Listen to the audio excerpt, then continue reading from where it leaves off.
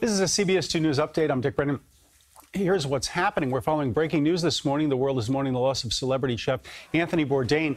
The 61-year-old died of an apparent suicide. His close friend, Chef Eric Rupert, found him unresponsive in his hotel room earlier this morning. Bourdain was in France working on an upcoming episode of his award-winning CNN series Parts Unknown. CNN released the following statement: his love of great adventure, new friends, fine food and drink, and the remarkable stories of the world made him a unique storyteller. His talents never cease to amaze us, and we will miss him very much. Our thoughts and prayers are with his daughter and family at this incredibly difficult time. Now, Bourdain's death, we can tell you, comes as a new study shows that suicide is on the rise in the U.S. The CDC says suicide rates have risen 30% nationwide in the last 20 years. Nearly 45,000 people took their lives in 2016, and more than half did not have a known mental health diagnosis. Pretty amazing stuff. Now, we can also tell you that the American Foundation for Suicide Prevention says key warning signs include isolation, agitation, anger, and changes in sleep patterns. CBS News Chief Medical Correspondent Dr. John LaPook talked about the topic on CBS This Morning.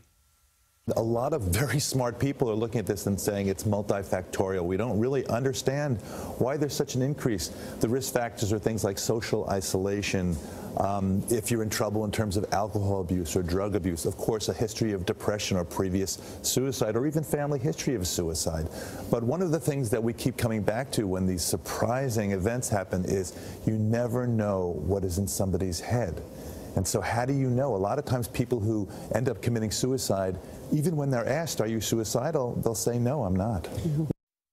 Now, if you're feeling depressed, please call the National Suicide Prevention Lifeline. The number is 1-800-273-TALK. That's 1-800-273-TALK. There's always someone there ready to listen. Well, there was a major mess on the Tappan Zee Bridge this morning. A tractor-trailer flip, cutting off all traffic heading to the bridge for about 4 hours. The truck hit a construction vehicle that was working on the bridge. Both drivers had minor injuries. The bridge reopened around 9 a.m., but many people were very late for work. Serious injuries reported after an explosion and fire overnight in the town of Monroe in New York's Orange County. Fire crews found a bungalow on Cromwell Road in flames. When they arrived, 3 people were seriously hurt. We have fire investigators that are on scene that will work with the fire department and speak to all the occupants of the building as well as people in the area to try to determine what caused this fire. The fire is now under control. Yonkers police will soon announce an arrest in a rash of mailbox thefts. Investigators say a former U.S. Postal Service worker is now facing charges. It's the latest arrest after dozens of incidents since January. 3 men were arrested last month. Yonkers police will reveal the details of their latest arrest in about half an hour from now. Low-income New Yorkers could soon get a break on Metrocards. Sources tell CBS 2's Marsha Kramer the City Council and Mayor de Blasio reached a tentative deal to cut the price of a Metrocard in half. We can tell you to qualify, you must earn less than $25,000 a year.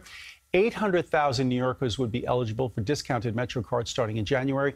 The plan would cost the city $100 million for the first 6 months.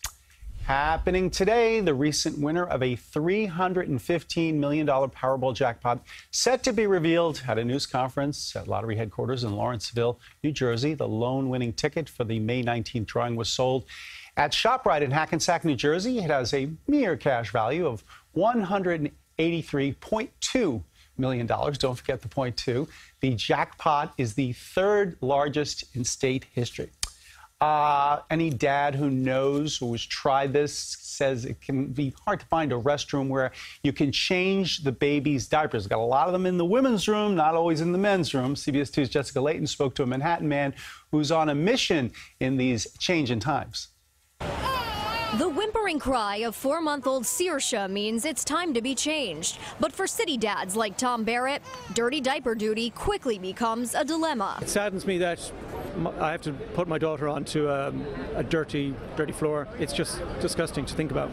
But he doesn't have many options when he's out and about with the baby, saying the majority of men's restrooms are missing changing tables. This is a great and modern city with, some forward thinking, but this is not really forward thinking right now. This is This is behind the times. So the frustrated father started a petition highlighting the problem he faces whenever it's time to change his daughter's diaper in public. It calls on Congress to pass a bill requiring all public restrooms to accommodate both mothers and fathers in caring for their kids. A federal law passed in 2016 mandates changing tables in men's restrooms in federal buildings.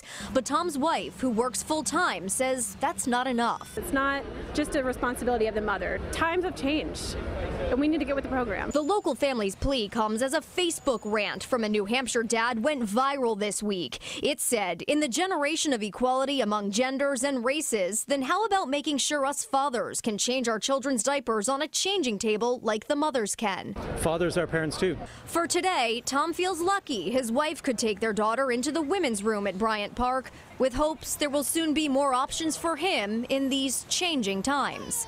Jessica Layton, CBS 2 News. All right, changing times indeed. Now, we are all very happy if we can get outside today. Elise Finch, not recommending this, but a good day for hooky, maybe?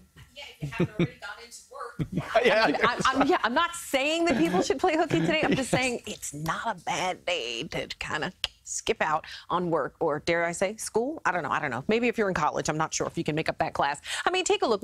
Looks like a little hazy out there right now, but generally speaking, we got a lot of sunshine. It's already 74 degrees. Winds are out of the southwest at 5 miles an hour. Check out these temperatures. I mean, we're at 69 in the Hamptons, but everybody else on this map, I'm sorry, Greenwich, you are also in the 60s at 67. Everybody else now on the map is in the 70s already today. So we're warming up very nicely. 77 is what we consider sort of a normal high for this time of the year. We're already at 74 in Central Park. And it's significantly warmer right now than it was this time yesterday. It's 11 degrees warmer in White Plains and in Babylon than it was this time yesterday. 9 for Central Park, 10 for Belmar. And even though the Hamptons are a little bit cooler, still 7 degrees warmer right now than it was this time yesterday. So we're enjoying a nice warm up. We are seeing mostly sunny skies, just a few clouds out there. So at times you may get a little bit of like filtered sunshine, but generally speaking, that sunshine stays with us all day from sunup to sundown. So it is a really nice day and a warm one at that. So that's good. Tri-state travel this afternoon will be in the 70s. We're expecting 72 for Quogue, 76 for Bayshore, 78 for Bridgeport, Connecticut, but 79 for Katona. But a lot of locations will be in those low 80s. So it definitely has a summer feel today. And take a look. Here is your 7-day forecast. You'll notice that things are looking good for the next 7 days. Dick? And Elise, if you work the morning, you're really lucky because now your day is just beginning, right? Not a bad idea. We will take it. That's your CBS 2 News update. I'm Dick Brennan. Join us in just a moment for a Facebook Live after show.